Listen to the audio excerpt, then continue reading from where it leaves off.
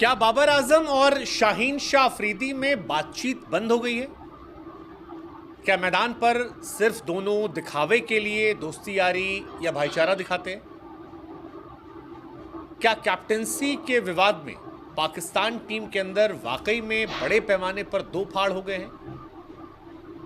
Well, ये कहते हैं कि जब आपकी परफॉर्मेंस अच्छी चल रही हो तब कई सारी चीज़ें छिपी रहती हैं, लेकिन जिस मैच में आप एक्सपोज होते हैं उसके बाद सारी दुनिया के सारे तंज जो हैं वो आपके लिए आ जाते हैं। पाकिस्तान के साथ भी यही हुआ। शाहीन शाह अफरीदी, बाबर आजम उस पाकिस्तान टीम का हिस्सा है जो पहले यूएसए से फिर इंडिया से हार गई, और इस मैच में हार के बाद पाकिस्तान टीम को निशाने पर सारी दुनिया ने लिया। लेकिन पाकिस्तान के लेजेंडरी कैप्टन रहे और दुनिया के सबसे महानतम गेंदबाजों में से एक रहे वसीम अकरम ने जब यह दावा किया कि पाकिस्तान टीम के दो बड़े खिलाड़ियों के बीच बातचीत बंद है, तब यह खबर बहुत बहुत बहुत ज़्यादा बड़ी हो गई। आई मीन, शाहीन और बाबर एक दूसरे को सोशल मीडिया पर काफ़ी सपोर्ट करते आए हैं, लेकिन ये खबर का आना कि शाहीन बाबर के बीच बातचीत बंद है, ये बड़ी खबर है।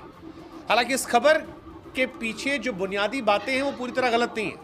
आप याद कीजिए, वर्ल्ड कप 2023 चल रहा था, ओडीआई वर्ल्ड कप। पाकिस्तान वो वर्ल्ड कप हार गया था।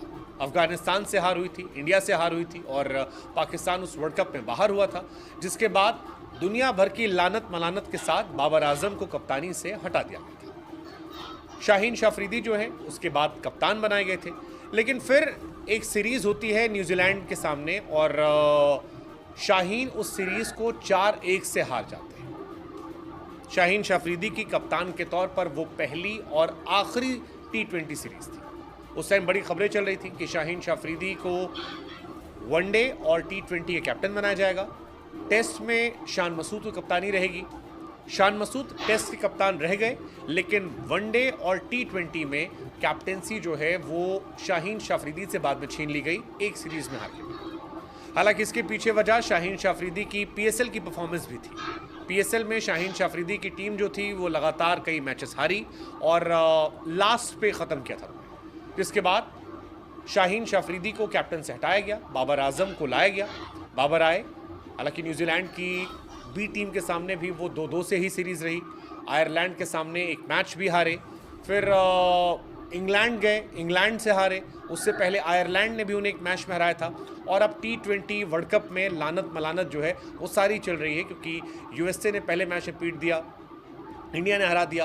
तो ये सारे सवाल जो हैं ये उनके सामने आ रहे थे, और इन सवालों के बीच जब इंडिया के मैच की हार हुई तब पाकिस्तान के ही लेजेंडरी कैप्टन वसीम अकरम ने दुनिया के सामने कह दिया कि यार इन दोनों के बीच में तो बात ही नहीं होती है, ये क्या खेलेंगे।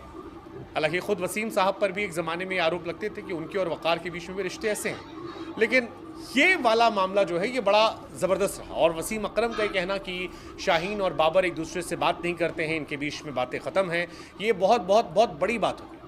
हालांकि इस बात को लेकर पाकिस्तान के असिस्टेंट कोच अजहर महमूद जो हैं उन्होंने इसे नकारा और कहा कि जो ये बातें आ रही हैं ये गलत है। शाहीन और बाबर रोज़ाना बातें करते हैं, ये अजहर महमूद ने कहा है मीडिया से।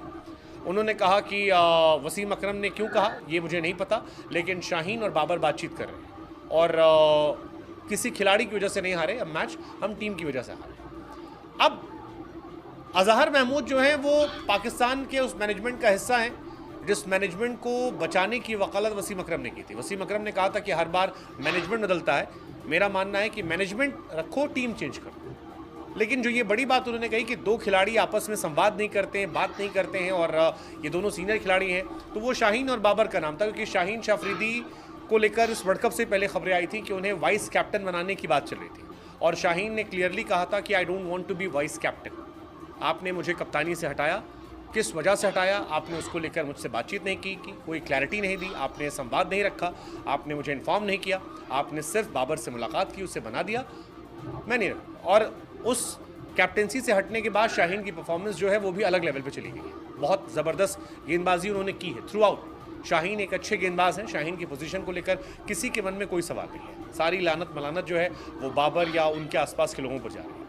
ऐसे में वसीम अकरम का ये कहना कि बातचीत नहीं हो रही, ये बहुत सीरियस कंसर्न है। हालांकि अकरम साहब ने तो और भी आई कहा था कि अब पाकिस्तान को नई टीम बनाने की ज़रूरत है। 6-7 खिलाड़ियों को थैंक यू करना चाहिए। कोई एक खिलाड़ी है जो डाइव मारता है, उसको केवल एक ही खेलना आता है, एक प्लेयर है जो खाली लेग पे खेल पाता है, कोई थ्रो नहीं कर पाता, किसी को बैटिंग करनी नहीं आती, किसी को समझ नहीं आता कि सिचुएशन क्या है। तो ये सारी बातें उन्होंने कही। उसमें एक बात, बहुत बड़ी बात कही कि सबसे बड़ी बात है कि 2 सीनियर खिलाड़ी बात ही नहीं करते, पाकिस्तान के जज्बात सत्यानाश हो गया, हद होती इस चीज़ की। हमें लगा हम आपसे पूछें कि यार डू यू थिंक पाकिस्तान का कैप्टन चेंज होने वाला है? शाहीन बाबर की लड़ाई में कौन हो सकता है अगला कप्तान? रिजवान या वापस से शाहीन, या इन तीनों को हटाकर कोई एक नया इंसान? What's your take, please do comment. थे इंडियन मीडिया का रिएक्शन, किस तरह से उन्होंने कहा कि बाबर आजम और शहनशाह अफरीदी इन दोनों के बीच में बातचीत बंद हो चुकी है। क्या आपको लगता है कि बाबर आजम और शहनशाह अफरीदी एक दूसरे की बातचीत बंद कर ग्राउंड में एक दूसरों को दिखाने के लिए खुशी या फिर सेलिब्रेशन करते हैं?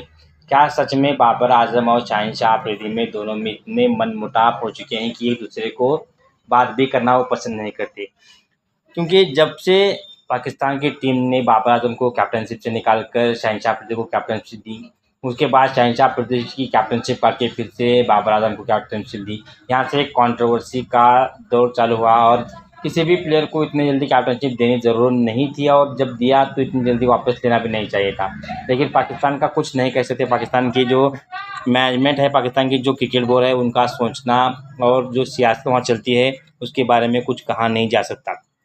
लेकिन फिर भी जो एक बात तो ज़रूर है, किसी भी प्लेयर को कैप्टनशिप देने के लिए उसके पास वो क्वालिटी होनी चाहिए। बाबर आजम भी डेफिनेटली अच्छे बल्लेबाज हैं, लेकिन टी20 में उनका स्ट्राइक रेट का हमेशा मसला रहा है। लेकिन उनके अलावा बात भी करनी जाए तो कोई और टीम में उतना भरोसे का बल्लेबाज नहीं है। और रही बात शहनशाह अफरीदी कैप्टनशिप, शहनशाह अफरीदी को कैप्टनशिप देने से पहले इनको ये सोचना चाहिए था कि एक फास्ट बॉलर का कैसा रहता है कि उसकी फिटनेस के इशू आते हैं, तो उसे इतनी जल्दी कैप्टनशिप नहीं देनी चाहिए थी। उसकी जगह अगर रिजवान को देते या फिर किसी और प्लेयर को देते तो बेहतर होता। लेकिन ये जो डिसीजन लेने से पहले सोचना होता है कि एक दूसरे के अंदर जो ये मनमुटाव आता है, नाराज़गी आती है, इसकी यही वजह है कि हम एक दूसरे को जज करना स्टार्ट कर देते हैं। सबसे पहले तो सोचना चाहिए कि कौन सा प्लेयर डिजर्विंग है जो कैप्टनशिप कर सकता है, कितने लॉन्ग टाइम तक वो टीम में ट्रैवल कर सकता है, उसका फॉर्म कैसा है, प्लेयर छोटा है या बड़ा है ये भी देखना होता है। और अगर बड़ा प्लेयर है तो उसके साथ इस तरह की जो कि कैप्टनशिप करना फिर देना, यहाँ पर उसके दिल में भी एक ज़हन में बात आती है कि उसके ऊपर भी साइकोलॉजिकल प्रेशर आता है। वही प्रेशर यहाँ बाबर आजम पर देखने को मिला। और दूसरी बात, बाबर आजम के अलावा कोई इस टीम में डिलीवर भी नहीं करके देता। बाबर आजम भले ही स्लो खेलते हों, स्ट्राइकर का मसला हो, लेकिन उनके अलावा और कौन सा इनकी टीम में बल्लेबाज है जो कि आकर हार्ड हिटिंग कर सके और टीम को संभाल सके? क्योंकि एक मंझावा प्लेयर इस टीम में फ़िलहाल तो वही दिखते हैं। उसके बाद रिजवान का नाम ज़रूर आता है। शहनशाह अफरीदी बड़े प्लेयर हैं, लेकिन शहनशाह अफरीदी को अभी खुद को प्रूव करना है। आपको क्या लगता है, आपकी क्या राय है इस वीडियो के बारे में कमेंट बॉक्स में ज़रूर बताएं।